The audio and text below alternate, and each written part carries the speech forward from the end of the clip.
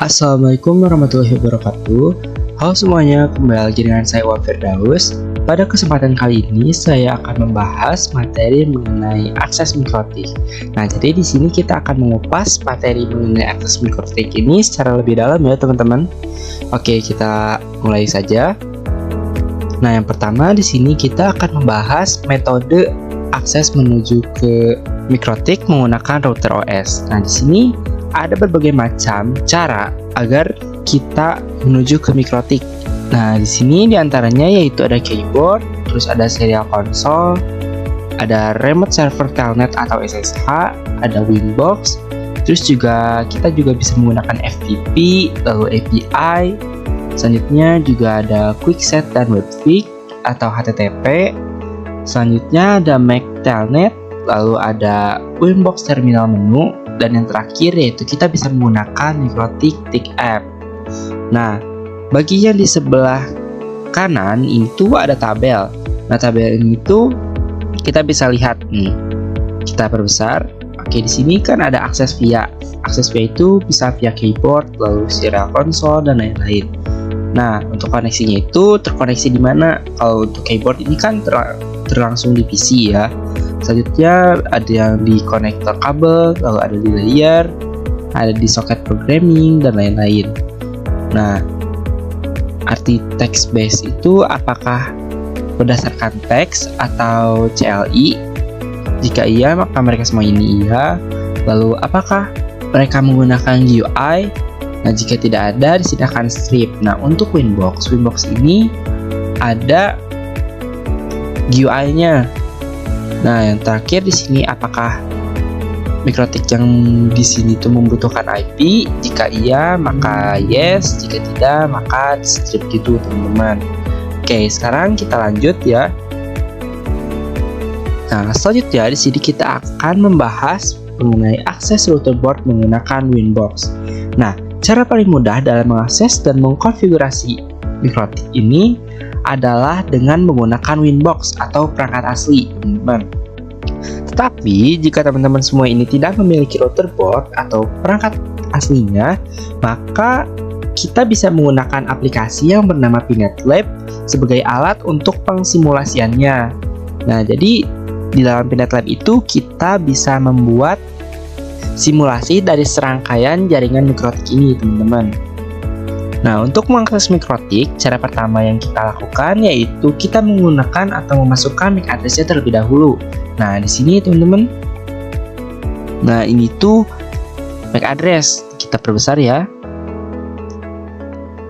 Nah, yang connect to 08 terus 00.227 14 dbcb ini merupakan MAC address. Selanjutnya untuk loginnya ini admin, lalu untuk passwordnya itu kosong, teman-teman.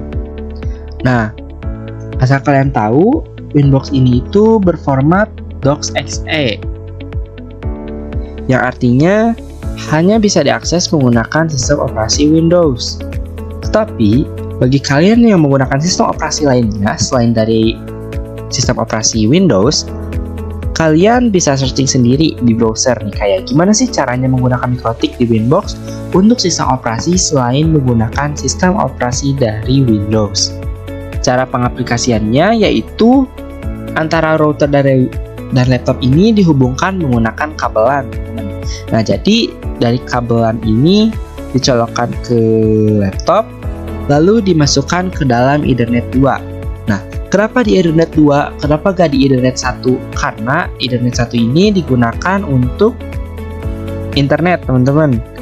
Untuk akses mikrotik ini, kita bisa menggunakan MAC address atau IP address. Tetapi, jika kalian pertama kali login pada menu Winbox atau settingan dari awal, maka kalian bisa login menggunakan yang addressnya, teman-teman. Nah, dengan username-nya itu admin dan passwordnya adalah kosong. Jadi, gak usah diisi. Nah, kayak gitu teman-teman. Nah, di sini kita lanjut yaitu ada akses virtual router mikrotik PinetLab menggunakan Winbox. Nah, jadi PinetLab ini merupakan alat simulasi jaringan paket.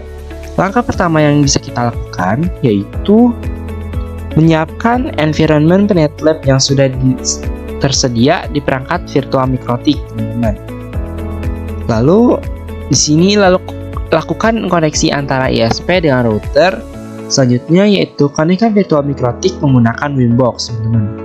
Nah, jika kalian semua sudah melakukan apa yang sudah disebutkan tadi, maka langkah selanjutnya yaitu kalian tinggal mengkonfigurasikannya di menu Winbox-nya, teman-teman. Kita akan membahas tampilan dari mikrotik pada Winbox. Nah, di sini ini adalah interface antarmuka dari Winbox-nya, teman-teman. Kita akan ulas satu persatu, teman-teman ya. Nah, jadi di bagian ujung kiri atas ini ada MAC address, teman-teman, dan juga dengan usernya atau username, yaitu sebagai admin. Nah, lalu di sini juga ada Winbox yang menggunakan itu adalah versi 64 bit karena selain 64 ada juga 32 bit ya, teman-teman. Nah, lalu untuk versi Winbox-nya ini, versi Winbox-nya itu menggunakan versi 6.45.9. Lalu di bawahnya itu ada 3 slot section. Yang pertama yaitu ada session, lalu ada setting dan juga dashboard. Nah, di sini di bagian kiri bagian atas di setelah session ada undo dan redo.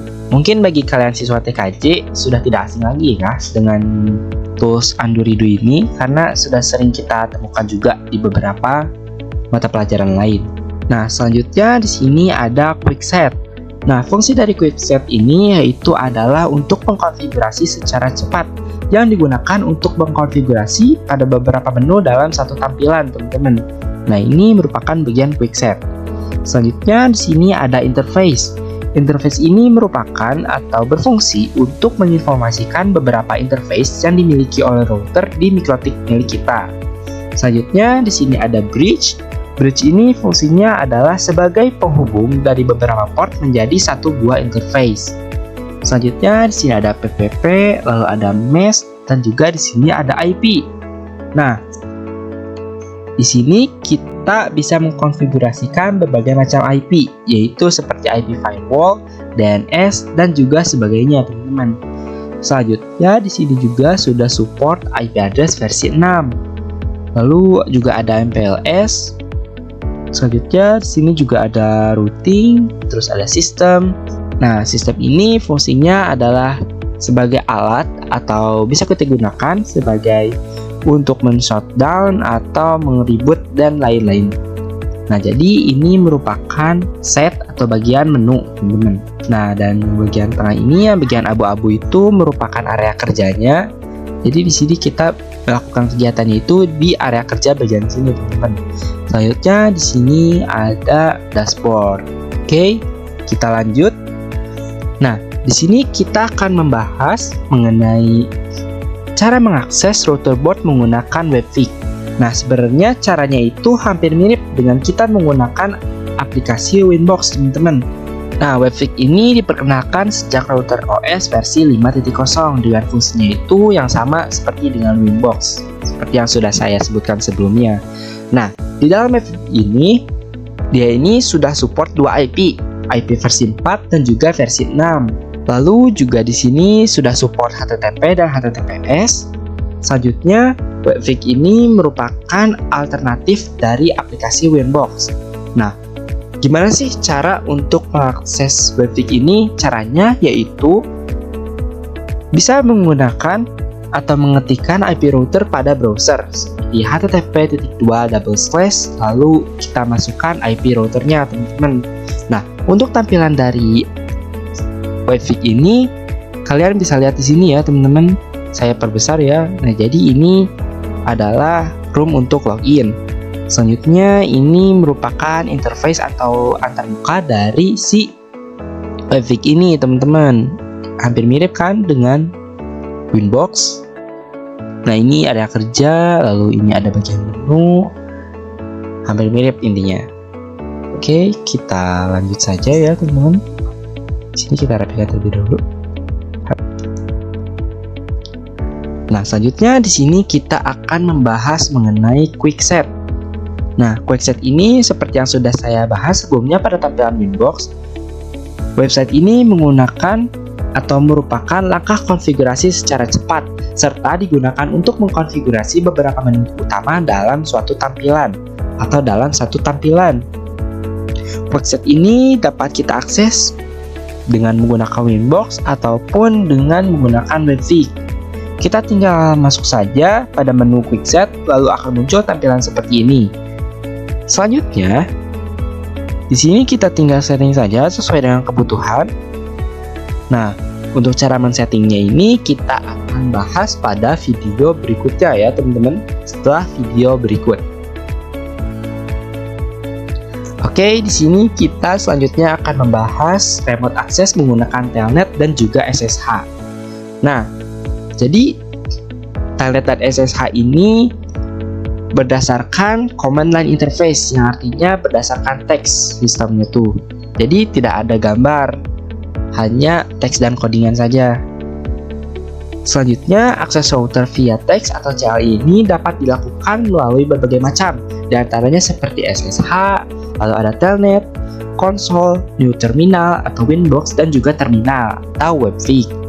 Nah, Telnet dan SSH ini biasa digunakan untuk running script atau ketika kita akan mengakses router dengan keterbatasan bandwidth, teman-teman. Nah, untuk mengakses router via remote SSH atau Telnet ini, maka kita bisa menggunakan aplikasi remote client seperti PuTTY, WinSCP, dan lain-lain. Nah, ini merupakan contoh pengaksesan Telnet dan SSH menggunakan PuTTY, teman-teman. Nah, kayak gini. Oke, ini untuk cara konfigurasi awalnya ya teman-teman, untuk setting awalnya. Di sini kita masukkan hostname atau IP-nya itu, lalu di sini kita masukkan portnya. Selanjutnya di sini bagian connection type kita bisa pilih SSH ya, atau Telnet sesuai dengan kebutuhan. Oke, kita rapikan lagi, kita lanjut. Nah, di sini kita akan membahas mengenai serial konsol.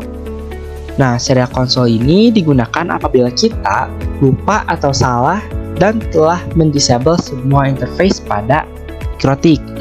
Serial konsol ini dibutuhkan pada saat kita menggunakan netinstall, teman-teman. Nah, remote via serial konsol membutuhkan kabel DB9 atau converter USB ke DB9. Converter itu jadi kayak alat untuk mengubah dari USB ke DB9. Nah, lalu serial konsol ini menggunakan program Hyperterminal baud rate 115.200, lalu ada databits 8, priority 1, lalu juga ada stop bit 1 dan flow control none. Nah, untuk alatnya seperti ini ya, alat serial konsol ini kita bisa lihat. Nah, lalu di sini ada portnya. Itu biasanya ada di switch atau router pun mungkin ada seperti ini. Lalu di sini ada beberapa port yang dapat kita gunakan. Oke, kita lanjut. Di sini kita akan membahas gimana sih cara menggunakan serial konsol. Nah, langkah pertama yang bisa kita lakukan yaitu yang pertama kita masuk ke terminal seperti PuTTY contohnya ya. Di sini kita menggunakan contoh menggunakan PuTTY, teman-teman. Nah, lalu di sini kita pilih connection type serial yang disesuaikan serial line COM. Nah, seperti ini yang dapat dilihat pada device manager. Selanjutnya, untuk speed baud rate yaitu kita atur ke 115.200 khusus untuk perangkat mikrotik, teman-teman. Nah, untuk connection type-nya ini kita menggunakan connection type serial. Setelah itu di sini tuh harusnya di bagian bawah ini ada klik OK. Nah, jadi kayak gitu teman-teman langkah atau cara menggunakan serial control. Oke, mungkin cukup sekian pembahasan mengenai akses mikrotik ini. Mohon maaf bila ada kekurangan dalam pembahasan yang telah saya ucapkan sebelumnya. Sekali lagi saya ucapkan terima kasih. Wassalamualaikum warahmatullahi wabarakatuh. Sampai bertemu pada video selanjutnya.